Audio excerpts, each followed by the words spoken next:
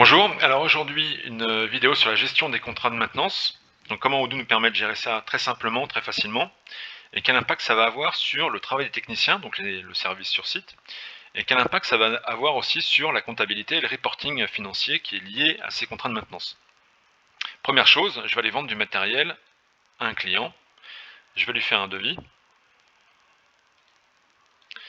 Copralim, je vais lui vendre une chambre froide. Ok, ah oui, confirmé. Cette chambre froide à 35 000 dirhams hors taxe. Sur mon devis, il va y avoir des options qui vont apparaître pour mon client, notamment le contrat de maintenance valorisé à 7000 dirhams. Pourquoi 7000 dirhams? Parce que mon contrat de maintenance est paramétré pour prendre comme valeur 20% du matériel proposé. Le client est d'accord pour prendre le contrat de maintenance, donc je le rajoute à la commande, et le client passe commande. Automatiquement, Odoo va me générer mon premier contrat de maintenance pour ce client-là, mon premier et mon seul contrat de maintenance d'ailleurs, et un bon de livraison. Je suis obligé de livrer pour valider mon contrat évidemment, donc là je livre très rapidement, et je vais maintenant ouvrir mon contrat de maintenance. Dans mon contrat de maintenance, j'ai plusieurs informations. J'ai d'abord le modèle d'abonnement, c'est là où je vais stocker des paramètres et de la configuration comptable, commerciale. On voit aussi la date de début et la date de fin de mon contrat. On voit la valeur annuelle de mon contrat, 7000 dirhams.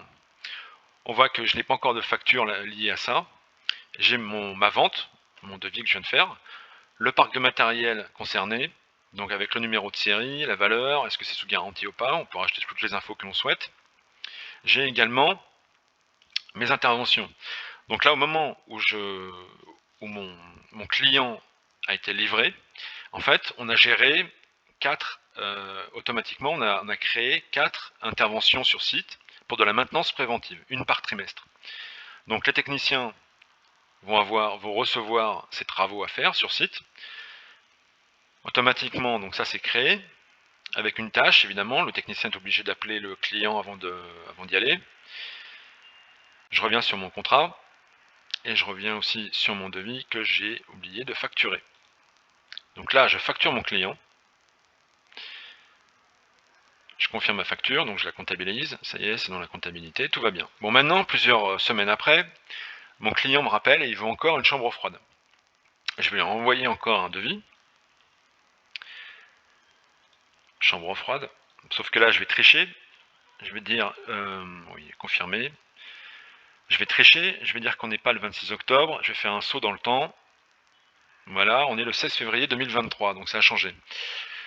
Le client va de nouveau être d'accord pour mon contrat de maintenance annuel à 7000 dirhams, ok, et je confirme, il confirme sa commande.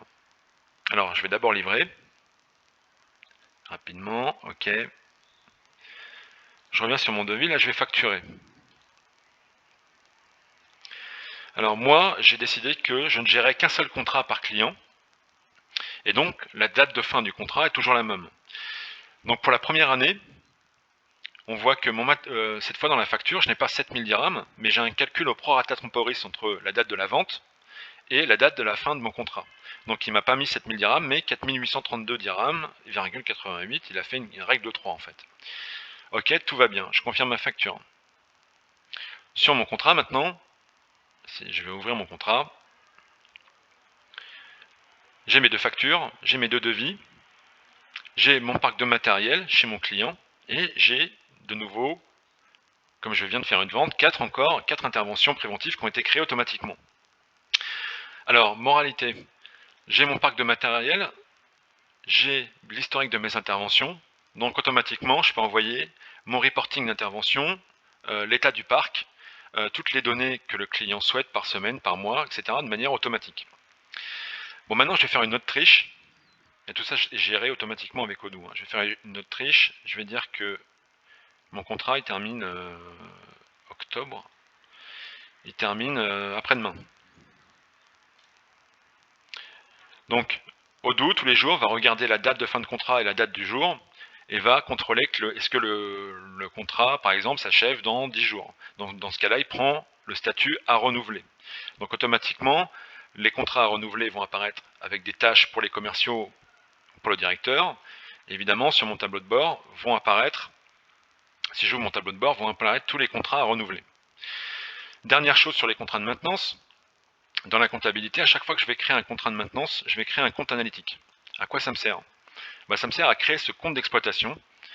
Donc de manière analytique, dans la comptabilité, je vais générer des comptes d'exploitation. Et ici, vous avez un exemple d'analyse de service technique où j'ai les rentrées d'argent, mon chiffre d'affaires de mon service technique qui sont les contrats de maintenance, les pièces vendues, les frais de main d'œuvre que j'ai facturés, avec toutes les charges qui sont liées à mon service technique. Et donc j'ai un résultat d'exploitation pour mon service technique. Et ça de manière automatique. Donc la gestion des contrats de maintenance avec Odoo, très rapide. Beaucoup d'automatisme possible, tout un process aussi possible, de manière personnalisée évidemment. Voilà, donc moralité, je peux gérer mes contrats de maintenance de manière automatique, il n'y a pas de souci. Et comme je veux surtout. Merci, à bientôt.